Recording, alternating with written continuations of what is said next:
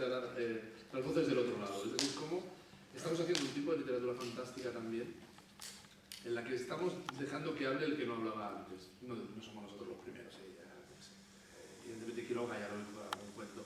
Pero sí, ¿no? Pienso en La cueva, por ejemplo, de Fernando, es decir, el que narra, y eso, Juan Jacinto también ha escrito mucho sobre el asunto, es eso, ¿no? Como es un tipo de fantástico en el que hacemos que el que narre, ya sea el que está, no es el que mira y dice, oh, lo que me ha pasado, viene Cthulhu y me come, sino que yo he cruzado al otro lado. Y eso yo creo que es una marca de... Y fíjate que se puede hacer de muchas formas diversas, y que hay conexiones interesantes de un cierto grupo de gente que está haciendo, o estamos haciendo literatura fantástica actualmente. Otro, el humor. Y esto era un asunto que ayer lo padecimos en el buen sentido de la palabra en la lectura del Salambó. Porque casi todos nosotros leímos textos fantásticos donde la ironía y el... No digo la carcajada, aunque hubo carcajadas, porque todos somos en el fondo los perversos, pero sí que hubo un fondo de comicidad, de ironía, de parodia, y todos jugamos a ellos, pero yo creo que digo lo que a Fernando no es porque yo me lo quiera mucho, me lo quiero, pero sí que es verdad que aquí el maestro del horror humor.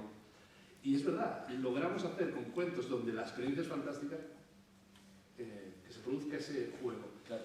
¿Por qué? ¿Qué os parece? ¿Por qué? A ver, yo creo que por un lado, eso lo sabemos todos los presentes aquí en la sala, los temas de fantástico son limitados. Hay una serie de decenas de temas de fantástico, como mucho, ¿no? Que tienen que ver con todas las tramas de viajes en el tiempo, que a su vez tienen muchas posibilidades, con el doble, con todo lo que queramos, ¿no? Desplazamientos en el espacio, con objetos mágicos, etcétera, etcétera, ¿no? La vida, la muerte, la inmortalidad, la memoria, todo lo que tiene que ver con la percepción, la alteración de la psique, etcétera, etcétera. Son limitados, y de ahí un poco la repetición, más que quizá en otros tipos de literaturas, ¿no? Y el reto, por lo tanto, está en hacer algo novedoso. Quizá, como dice David, las cosas más interesantes de los últimos años han ido por incluir el humor en lo fantástico, que era menos habitual, sin llegar a destrozarlo, quiero decir, porque si se pasa de rosca, entonces ya es otro género, y hacer lo que Fernando ha hecho también en Juan Funerario, que es ponerse al otro lado, la inversión de lo fantástico, la otra perspectiva, y que también se está haciendo en cine. El problema de esto es que una vez que ya Fernando lo ha hecho ya también y Amenábar se ha sumado después de Fernando, entonces una vez que se va haciendo hay que buscar otra cosa más, hay que buscar otro lugar de crecimiento. Yo cuando doy talleres y la gente se agobia con el hecho de que ya está todo dicho, de que ya está todo... Yo siempre insisto en que no, las combinaciones son infinitas. Imaginar es combinar, se lleva combinando desde que el hombre es hombre, y las posibilidades son infinitas. Lo que pasa es que no tenemos que ver esos temas como los ha visto la tradición, hay que combinarlos con otras cosas, ¿no? Y darle otra vuelta desde otro ángulo, desde el más inesperado, porque de ahí va a salir algo mucho más progresivo. Pero yo también lo preguntaba en el sentido de si veis que es una especie como síntoma más de época el humor, porque Patricia, por ejemplo, juego con el humor negro. Sí, sin duda. La nevera y estas cosas maravillosas de Patricia desde humor perverso, pero también es una marca muy clara de un cierto tipo de fantástico actual. Yo creo que lo fantástico siempre está liderando con lo terrible, muchas veces. Lo terrible, sí. Y entonces el humor, por lo menos en mi caso, es un mecanismo de escapatoria también, una manera de olvidar el horror, ¿no? De donde confluye lo terrorífico y lo que te da más miedo es ser capaz de eso. Pero sin dejar que sea terrorífico, ¿no? Porque en el fondo sí que sí. Claro, pero yo creo que me doy tanto miedo a mí misma que entonces me tengo que reír. Y el maestro de la Cuarta Funeraria lo opina al respecto. Bueno, yo creo que estamos hablando de la pregunta de si hay una mirada... No, es que quiero volver a esa pregunta porque me dejó pensando. Yo estaba pensando en la tontería, claro. Ante un determinado fenómeno, ¿cómo reaccionarían tres escritores tan distintos? No sé, Javier María, Pérez Reverte y David Roa, por ejemplo, ¿no? Ante un determinado fenómeno, pues, y en alguno de ellos, pues a lo mejor está la cosa aventurera, vamos a ver qué ocurre, me lanzo. Otro, pues no sé, el resorte fantástico se te activaría a ti, probablemente, no sé. Yo es que creo que sí, que hay una mirada por parte de que está acostumbrado a estos temas, pero es que en general yo soy muy torpe con las manos y encima tengo los peores coches del mundo. Me quedo tirado en todas las carreteras y lo único que sé hacer es sacar el manual del coche y leerlo.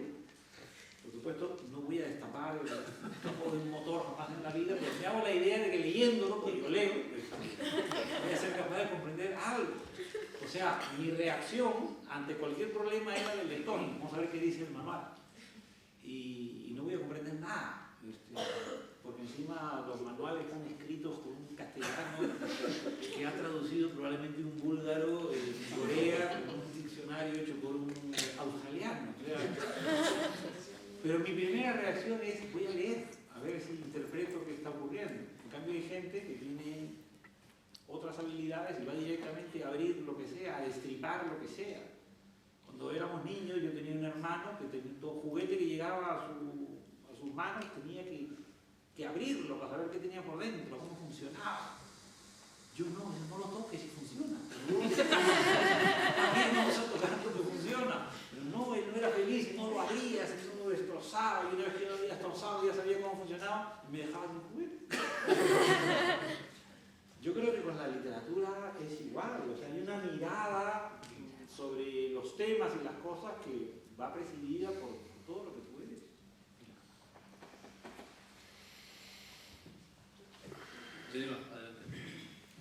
Hola, bueno, siempre se habla de la influencia en la literatura de cada escritor, ¿no?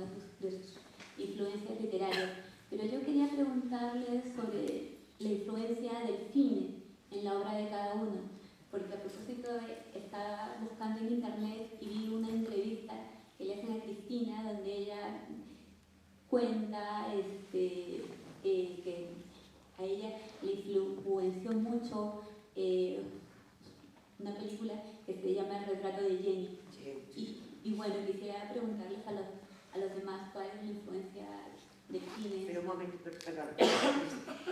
No digo que me haya influido, digo que cuando yo vi la película Jenny, El retrato de Jenny de Dieter, que es una película que yo considero fantástica, maravillosa, todo lo que hay en el mundo, yo la vi, pues era muy jovencita, era una niña prácticamente, y de repente yo creo que lo que me fascinó es que lo que yo creía que pasaba, que se podía burlar al tiempo y al espacio, en aquel momento lo creía. Estos señores tan mayores que hacían la película lo creían también. Entonces me fascinó. Y bueno, fue como, y eso creo que sí lo digo en esa entrevista, fue como si esa película con Jennifer Jones y Joseph Cotten, porque estaban en una edad que el director no importaba, era error, pero yo no sabía quién era Dieter en aquel momento. Fue como si estos señores tan maravillosos me dijeran, adelante Cristina, tienes razón, este mundo existe, o aquí estamos. Me dio un empujón, que luego recuperaría. O sea que influida quizás no, quizás, hombre, la considero maravillosa esta película, pero quizás yo la noto como un espaldarazo, muy gordo y sobre todo un gran placer verla. Y ahora sí, perdón, es que quería aclararlo esto porque era una aclaración importante.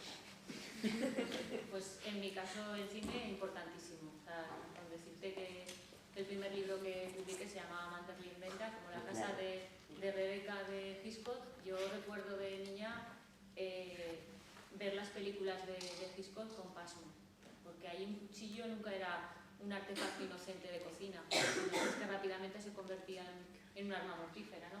Y en el caso de Rebeca, que es desde luego una de mis películas favoritas y la cito siempre, me parece que no se puede ser más literario ni más fantástico que a la hora de tratar esa casa como si fuera casi el perro fiel de Rebeca o un fantasma de Rebeca, ¿no? Entonces yo creo que se aprende muchísimo con el cine, sobre todo en la captación de imágenes y lo que es importante, ver y contar, ¿no? A la hora de escribir.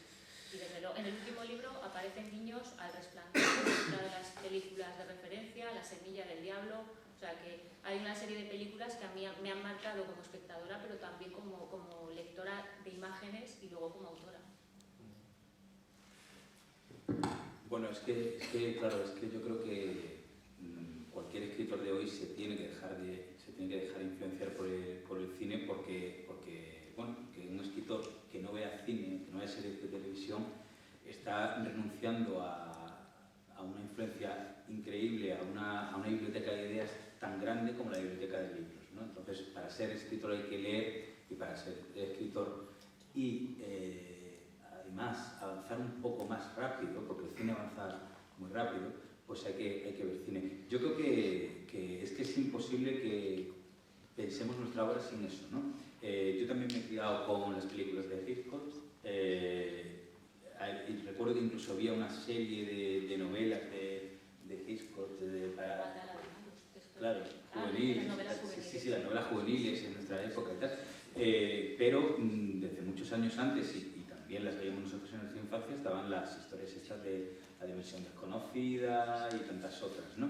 Series de televisión que abrían el fantástico un poco al público español. Películas, muchísimas, es que podríamos empezar y no acabar nunca, nada más que por decir algunas de nuestro ámbito. Yo creo que abre los ojos, o los ojos de Almodóvar entran de lleno en temas que nos han preocupado siempre, ¿no? El laberinto del fauno, el orfanato, el espinazo del diablo, podríamos seguir, y en el cine americano también, muchísimo, y en series actuales muchísimo. En definitiva, yo creo que todo el conocimiento humano se basa un poco en lo que hacen los demás. O sea, nosotros somos solo un peldaño más encima de la escalera, ¿no? Si tú intentas escribir desde cero, pues estarás haciendo lo que hacían los griegos, no sé. Si es igual que un médico que no haya tenido toda la tradición médica y toda la ciencia respaldándole, pues estaría aquí practicando sangrías. Bueno, a nosotros nos abrirían la cabeza, ¿no? Nos harían rápidamente, buscarían la piedra de la locura. Un médico se apoya en lo que han hecho todos los médicos anteriores, igual que un astrónomo, igual que un ingeniero, y un escritor también lo tiene que hacer. Tiene que leer todo lo que pueda. No se lo puede leer todo, pero tiene que tocar un poco todas las tradiciones.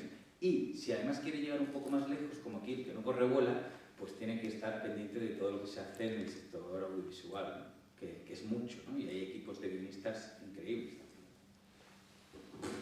Yo voy a dar un poco la nota. Yo hasta el año 85 vi mucho cine. Del año 85 en adelante, muy poco. Vi mucha televisión, también, sobre todo por esos años, y luego yo creo que de una forma ya deliberada, casi no voy a cine. Reconozco que me estaré perdiendo muchísimas cosas, pero yo para poder leer todo lo que quiero leer tengo que elegir. Me pasa lo contrario, fíjate lo que decías tú. Te voy a mandar una lista de películas para que por lo menos en un par quiero de leer, semanas te medio pongas. Tengo que privarme de algunas cosas, de hecho la tele procuro ya no...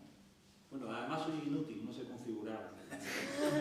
Mando a distancia me produce alergia y esas cosas, pero yo sí reconozco que todo lo que vi cuando era mucho más joven ha sido muy útil, pero no tan útil o no más útil que la mitología griega, más útil que la historia, es decir, el cine es un insumo más, pero que no ha transformado lo que viene a ser mi manera de escribir o de situarme. Pero por eso el otro día estabas comentando que ya vas a dejar la ficción y te vas a poner a escribir ensayo.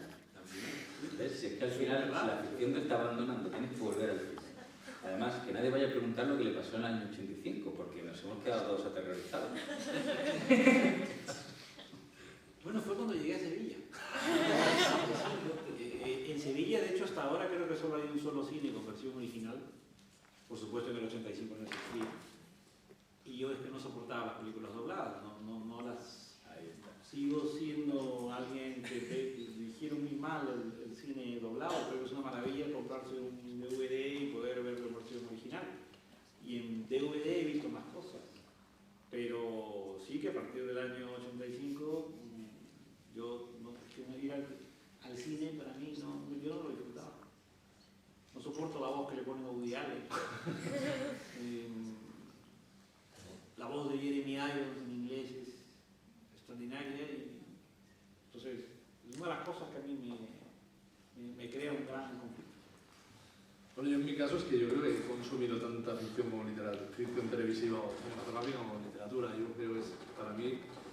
Yo al revés que Fernando, voy poco al cine porque odio a la gente. O sea, yo lo veo en casa, es verdad, me he convertido en un señor de sofá horrible, pero sí que me descargo un poco. Compro mucho, me dejan mucho, pero bueno, más aparte sí que para mí ha sido importantísimo. Yo ahí, y lo cito, y es que además acabo yo como pues Patricia poniendo títulos, yo jugando con los títulos, incluso dedicándole cuentos a directores, o incluso citando a Woody Allen, que no es un señor fantástico, aunque utiliza mucho lo fantástico, que se hacen por ejemplo en Midnight in Paris, que es una película absolutamente fantástica, espacio-tiempo.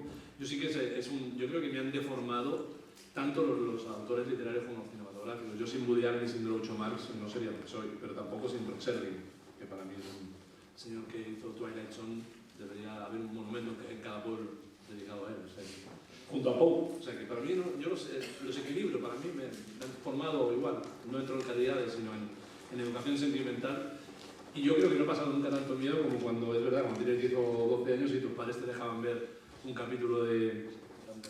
En ese caso que yo, eso sería yo en 75, daban el quinto jinete, que ahora la he visto y me he reído, pero me dio mucho miedo, o la otra de Rod Serling, Night Garden, que me dejaron ver alguno y yo no los he olvidado porque me impresionaron de tal manera.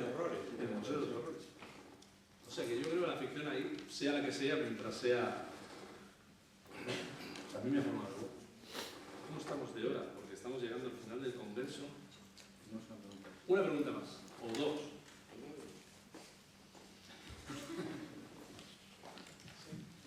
Una pregunta para relacionar este tema del cine y la educación a través del consumo de lectura y cine con la del principio, la de los chavales de secundaria. Yo creo que las dificultades que tenía la compañera y que comentaba aquí tiene bastante que ver también con el empobrecimiento del cine actual. Es decir, las películas que habéis citado, empezando por las de Hitchcock, eran mucho más ricas en recursos narrativos que el cine de Hollywood de ahora. Las obras de La Juega Funeraria, por ejemplo, es crucial y maravilloso el uso que hace de la elipsis. Y en cambio, en las películas de Hollywood no hay una elipsis desde el año más o menos en que él dejó de ver cine.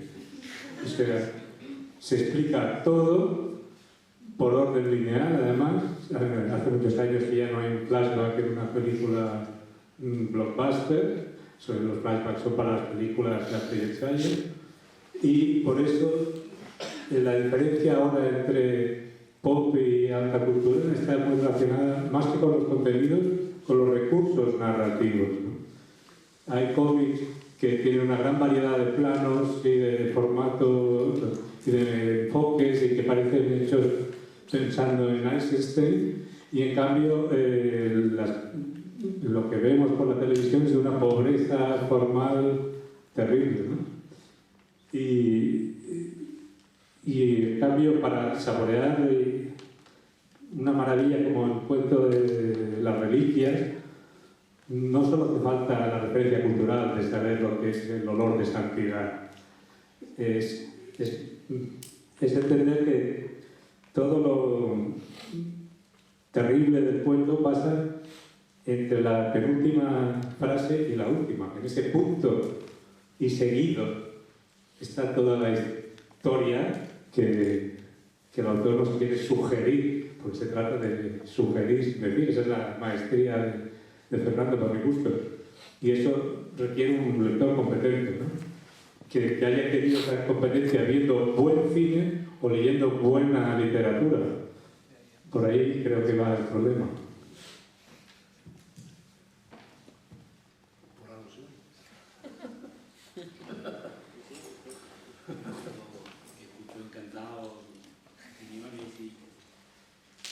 En mi caso yo creo que hay mucho de incompetencia personal. Me cuesta relacionarme con ficciones contemporáneas en el cine. Yo creo que en los últimos años, aunque haya bastante producción mala, seguro que hay, porque además las he visto gracias al DVD, películas estupendas, ¿no? Y felizmente hay buenos profesionales en ese mundo, pero soy yo el que muchas veces lo que no quiere es tener una imagen que me martille en la memoria.